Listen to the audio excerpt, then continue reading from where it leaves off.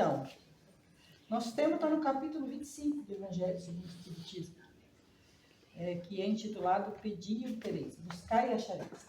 Pedi e obtereis é o depois deste, 27. No 25 é buscai e achareis. Da onde que Allan Kardec pegou essa fala para nos trazer reflexão? Lá de Mateus, capítulo 7. Porque todo o Evangelho segundo o Espiritismo é baseado na Bíblia, né? Nos evangelistas, no Segundo Testamento, no Novo Testamento. Então, é Mateus, né, a narrativa de Mateus, no capítulo 7, que vai dos versículos 7 a 11, Mateus traz essa colocação para nós, estando em meio ao público, em meio ao povo, citou esta narrativa, né? Buscai e achareis, pedi e obtereis, batei a porta e ela se vos abrirá. Porque tudo que você pede, você vai receber, tudo que você busca, você vai encontrar, e todas as portas que você bater serão abertas. Porque se para nós, né, Jesus ainda segue complementando, quando um filho nos pede pão, nós não entregamos pedra, ou quando ele nos pede peixe, nós não entregamos uma serpente, quanto mais Deus, que é infinitamente bom, justo e misericordioso. Aqui Jesus está querendo nos dizer assim, que se nós, enquanto pais tão imperfeitos, já entregamos para os nossos filhos, né, aquilo que eles nos pedem, imagine Deus, que é todo misericórdia, todo bondade, todo justiça. Mas a gente está recebendo tudo que pede? Não precisa responder. Algumas coisas que nós pedimos, não. Ou não no tempo que a gente está pedindo, né? Então nós vamos refletir sobre essa fala essa narrativa de Mateus, que está lá no capítulo 25 do Evangelho. Os benfeitores espirituais dizem para nós, lá no início ali da fala, que esses imperativos, pedir, bater, buscar, já é o mesmo que aquela máxima, né? Ajuda-te a ti mesmo, que o céu te ajudará. Que está nesse cartazinho do lado aqui, que inclusive é sobre o capítulo 25, né, do Evangelho, que trata desse auxílio que a gente recebe por meio dos benfeitores espirituais nas casas espíritas, né? Mas ele diz que estas falas, né, esses movimentos que Jesus fala, nos coloca nas falas deles, vão sempre nos direcionar, primeiro para a lei de trabalho, que por consequência nos direciona para a lei de progresso. Porque todo o progresso é realizado por meio do trabalho. E em especial o progresso realizado por nós, a nossa individualidade, é realizado pela força do nosso trabalho. Então, o que eles nos dizem ali, né? Que nós nunca fomos isentos do trabalho. Nós sempre fomos chamados ao trabalho. E esse chamamento ao trabalho é exatamente porque é por meio do trabalho que nós desenvolvemos a nossa inteligência, que é um dos atributos principais do espírito. Então é necessário o trabalho. E pelo trabalho nós realizamos o progresso. Eles nos dizem em seguida também que a humanidade em todos os tempos buscou a evolução. Nesse processo de evolução dela, ela busca sempre melhorias. Aí a gente não precisa nem pensar muito. Se nós voltar atrás aqui, por exemplo, 50 anos atrás, aqui em Capão Novo, lembra como é que é? Alguns nem lembram, porque nem tinham nascido ainda, né? Eu estive aqui comprando um terreninho.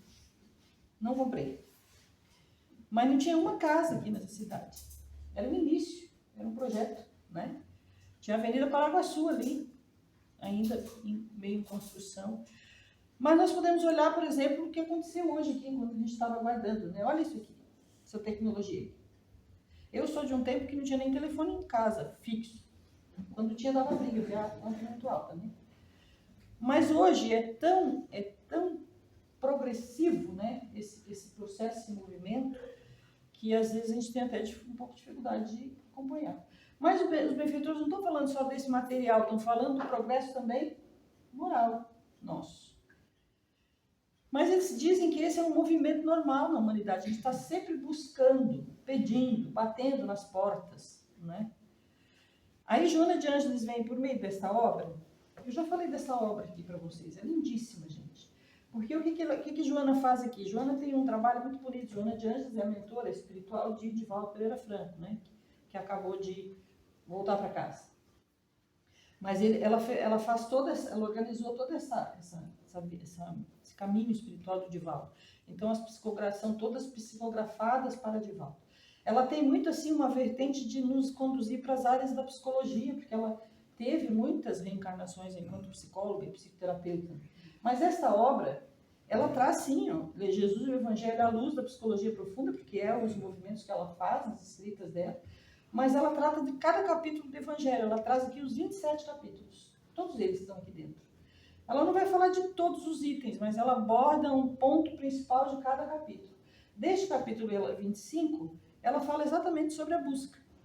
Eu não vou contar tudo por dois motivos. Primeiro, para você ficar curioso e querer ler o livro depois. E segundo, para pedir para a turma aqui para conseguir o livro, porque essas aquisições de livros espíritas auxiliam muito o movimento espírita. Auxiliam estas casas, porque aqui a gente também paga luz, né? Ou não? Vocês estão ganhando de graça, não, né? É aqui paga luz, tem que limpar, né? Tem que comprar essas tecnologias para levar essa transmissão mais longe possível, para auxiliar também o mais longe possível. Então, o que ela diz aqui neste item? Vou trazer só um trechinho. Ela diz que o progresso se dá por meio de várias tentativas de realizações, não é assim? Quando vocês querem uma coisa, vocês ficam tentando um monte de vezes até conseguir. E essas tentativas vão se melhorando, se ajustando com a ajuda do conhecimento e da cultura. Que vai somando com o que tu sabe, com o que tu aprende e vai evoluindo. Mas são várias tentativas, não é uma vez só. São vários momentos, várias tentativas de realizar. E ela diz que à luz da psicologia profunda, buscar, que é o que nós vamos refletir hoje, né? O que buscar? Buscar é um movimento bastante trabalhoso da nossa parte, para que a pouco e pouco a gente vá se auto-iluminando, se auto-burilando, para se melhorar e vencer as sombras que ainda existem em nós. Porque essas sombras, elas são geradoras de sofrimento e de ignorância. Se a gente pensar, por exemplo, no tempo da escravidão, o que era? Por que os negros eram escravos? Falta de quê? Esclarecimento. Ignorância, do não saber. Não é de ignorante e ignorante. Ignorante do não saber. Falta de esclarecimento, de entendimento da humanidade. Levou o Brasil, por exemplo, um país que viveu muitos anos sob o jugo da escravidão. Muitas pessoas morreram de forma violenta, por vezes. Hoje ainda existem reencarnados hoje que vivenciam situações que foram travadas lá no tempo da escravidão. Então, muitas outras, né, nós temos por falta de conhecimento, de esclarecimento. Por exemplo, os preconceitos, né, que nós às vezes ficamos amarrados ali, numa falta de entendimento, de compreensão. E o que isso tudo nos traz? Aflição, sofrimento. Por isso que ela diz que a busca é esse trabalho nosso, constante, incansável, de auto-melhoramento para nós. Até aqui a gente já entendeu mais ou menos, por exemplo, que não dá para conseguir nada sem trabalho, né? Tem uma historinha nesse capítulo do Evangelho, eu não sei se é nesse, se é no 27, no 26 ou 27, porque ambos tratam destes temas, né? Do buscar, do bater, do procurar. Um dos benfeitores nos cita o caso de um senhor que está numa floresta e se perde. E ele está com fome, ele está perdido há algum tempo já. Então ele pede ajuda, né, a Deus. Como é que a gente faz para pedir ajuda a Deus? Prece, né? Socorro. Imagina o que ele estava pedindo? Comida, água e para se encontrar, né? Porque ele estava perdido. Como é que a gente imagina que vai ser atendida essa prece? A comida vai vir até ele? A água vai vir até ele? Como é que será dado esse benefício? Intuição. Né? O anjo da guarda dele vai conduzindo ele por meio dessa intuição, desse pensamento direcionado, para uma fonte de água, para uns pés de banana. No mato geralmente tem pé de banana, né? Então, assim, ele vai ser direcionado, assim como também para o local de saída dessa floresta. É assim que nós somos orientados. Mas no primeiro momento houve o quê? Um pedido. Tanto que estes capítulos, 26, 25, 26 e 27, são todos sobre a prece.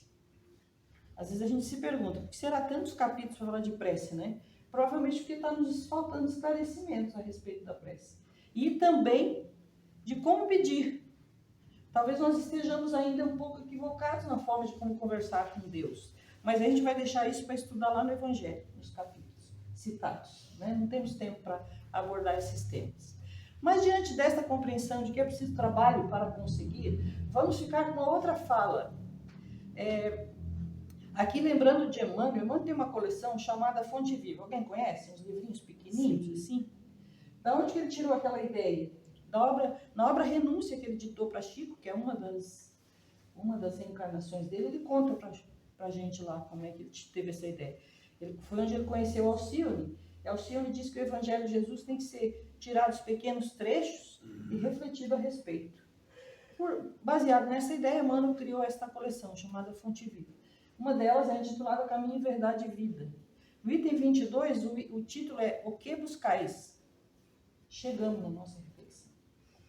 Diz ele que Jesus estava andando com a multidão, de repente vira-se para trás. Quem diz é João, capítulo 1. João era um dos discípulos de Jesus. Olha para a multidão que está seguindo ele, que não era uma multidão muito grande, naquele tempo não tinha muitas pessoas, né? E Jesus pergunta, o que buscais? Está perguntando para nós ainda hoje.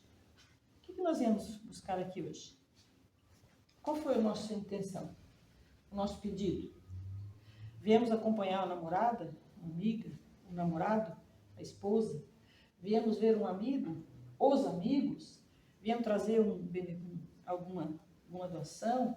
Viemos receber o passe? Conversar com um atendente fraterno? Para se aliviar de alguma aflição?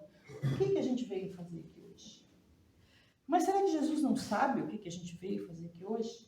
Eu também. Será que Jesus não sabia quando se virou para a multidão e perguntou, o que buscais? Eles estavam todos seguindo ele. E a gente sabe que Jesus proferia ensinamentos. Mas será que ele não sabia o que aquele povo ali queria? Sabia. E sabe também o que a gente veio buscar hoje aqui? Cada um de nós.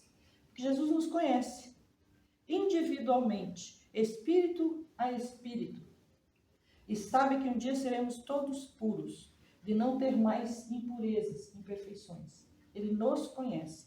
Sabe a aflição de agora. Já conheceu a aflição de outros dias atrás. Sabe até as que estão por vir. Porque nos conhece. Sabe do que nós precisamos. Mas então por que ele fez essa pergunta? Por que ele está fazendo essa pergunta hoje para nós? Que dia que é hoje mesmo? 18 de junho, né? Isso. Amanhã é feriado, dá para pensar bastante na pergunta. O que ele está nos querendo? O que ele está querendo com isso, nos fazendo este tipo de pergunta agora? 2025 anos depois. E o que ele quis dizer com aqueles lá, 2025 anos atrás? A mesma coisa. Porque ele sabe que cada um de nós quer. Talvez alguns de nós estivéssemos lá, né? Ele sabe o que nós precisamos e o que nós estamos buscando. O que ele quer com essa pergunta é que nós saibamos. Ele está fazendo um movimento para que nós reflitamos o que nós estamos querendo. Não somente do aqui e agora, deste momento, aqui em Capão Novo, mas para a vida, para a reencarnação. Para o tempo talvez que te falte. Eu costumo sempre brincar, talvez hoje seja o último dia, eu não sei de nada, calma. Mas pode ser que seja, não pode? Pode. O que você quer então? O que você veio buscar aqui? O que eu vim buscar aqui? Jesus sabe, ele quer que nós tenhamos esta consciência, este comprometimento de saber. Porque nós já conversamos aqui que nenhum de nós aqui é morador de Capão Novo, né? Ou de Capão da Canoa. Tem uns aqui que fogem de Capão para vir para cá, que eu conheço, são os amigos. Mas nós não somos moradores nem desse planeta. Nós somos moradores do universo, espíritos imortais. Na obra, também nessa obra, aí o que Emmanuel faz? Depois dessa fala de João, ele faz o que Alcione disse para ele que era bom que a gente fizesse. Uma reflexão sobre isso. O que Jesus quis dizer com o que buscais? Aí Emmanuel diz que o maior encontro que existe entre o espírito encarnado, neste caso somos nós, aqui, nesse momento.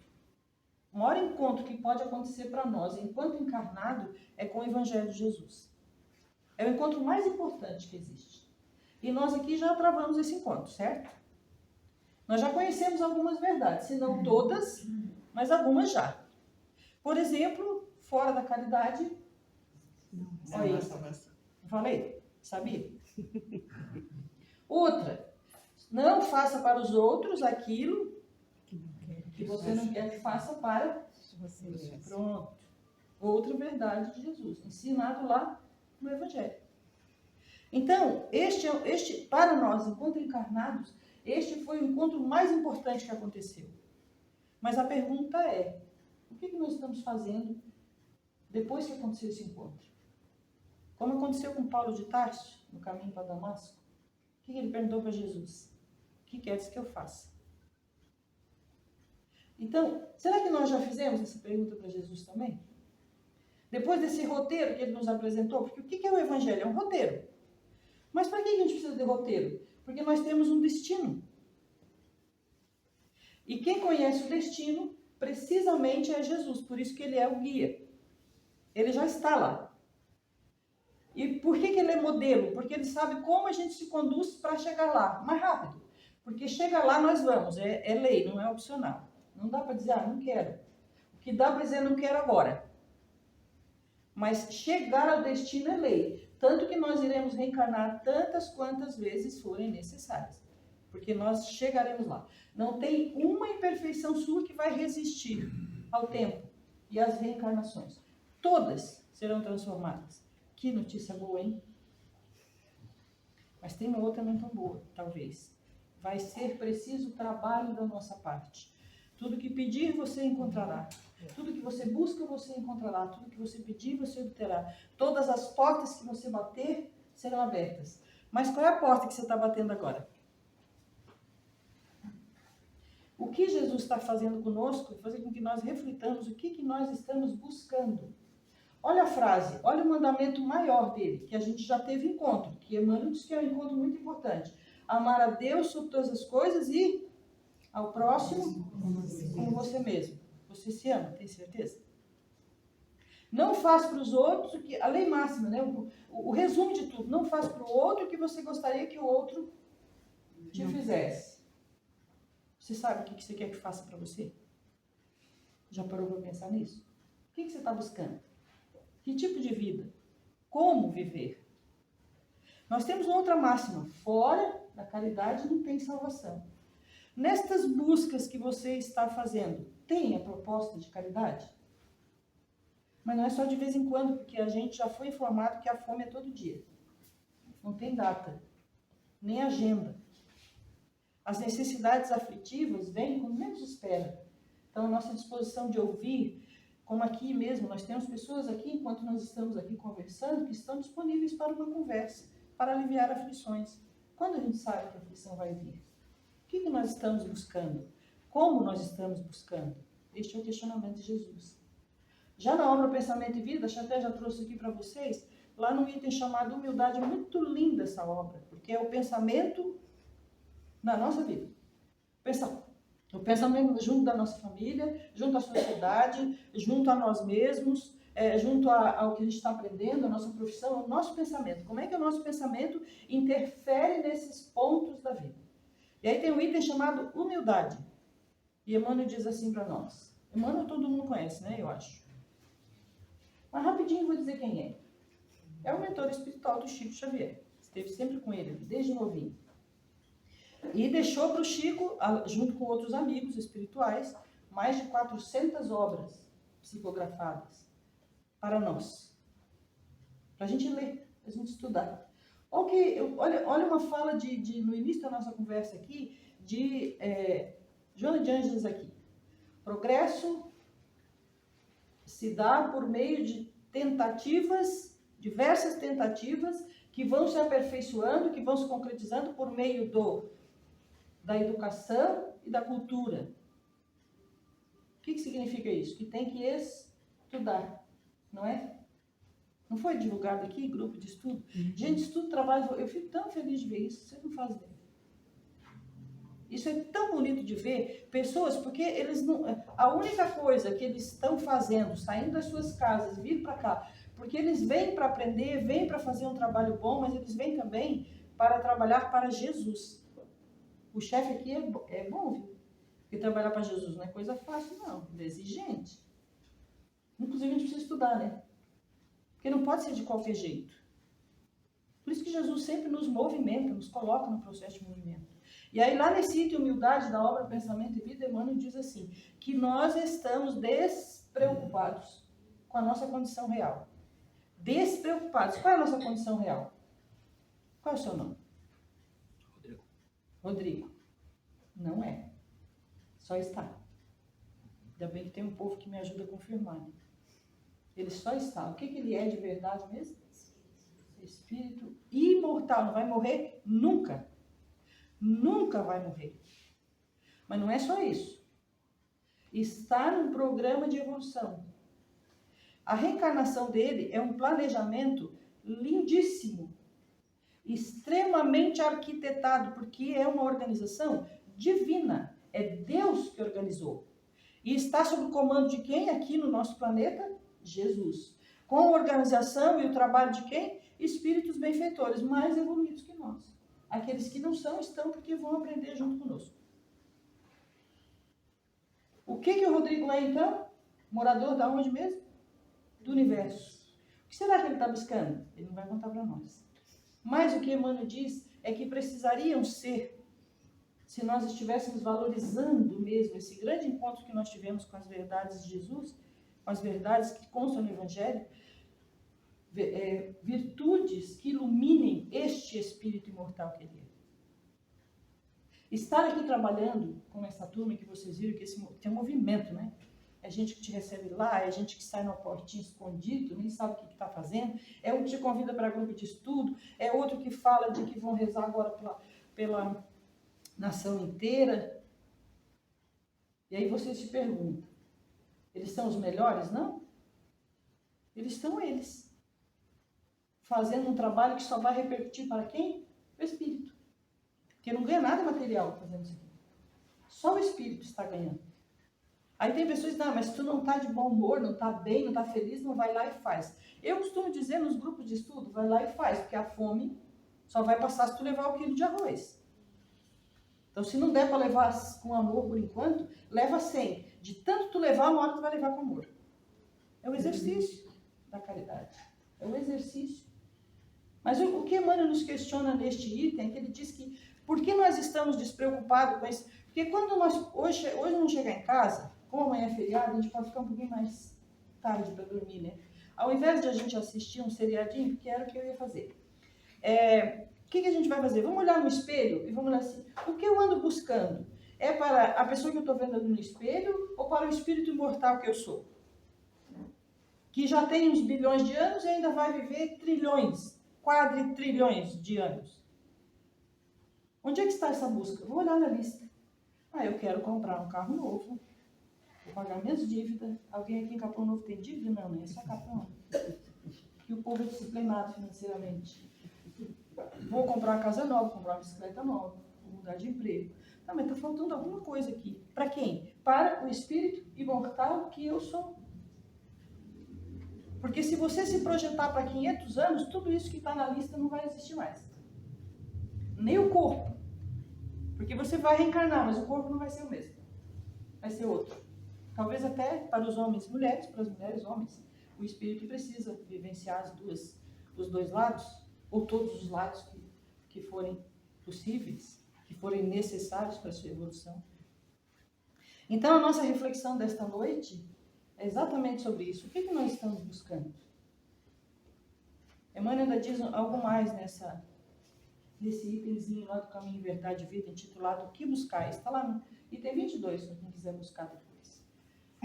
Que por vezes nós estamos indo nos lugares, né, nos salões religiosos, nas igrejas, nos cultos, nos centros espíritas, mas nós estamos mais negociando com Deus e com Jesus, meio que fazendo uma barganha.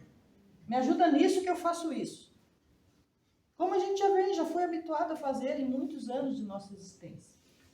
Às vezes estamos procurando o Cristo muito mais para que Ele nos ajude nos nossos projetos, do que para ajudá-lo nos projetos que Ele tem para nós.